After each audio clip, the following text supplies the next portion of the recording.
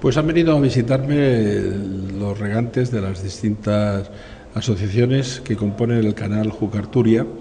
Ha venido a una visita protocolaria que les enseñábamos en las Cortes y también a tener un cambio de impresiones sobre un documento que la Federación de Regantes de España ha remitido tanto a los regantes como a las propias Cortes y que lo tienen los grupos parlamentarios sobre la medida del Gobierno del cambio de la ley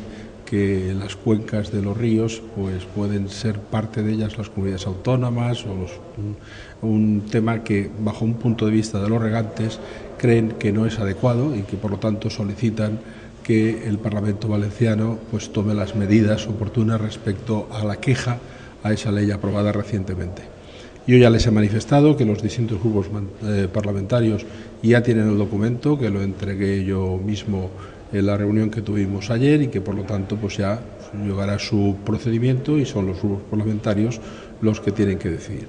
Y hemos estado cambiando pues opiniones sobre la realidad del agua en la Comunidad Valenciana, una realidad que sigue siendo una realidad necesaria resolver y que por parte de ellos, aunque hemos tenido los aguas unos años con suficiente agua porque ha llovido,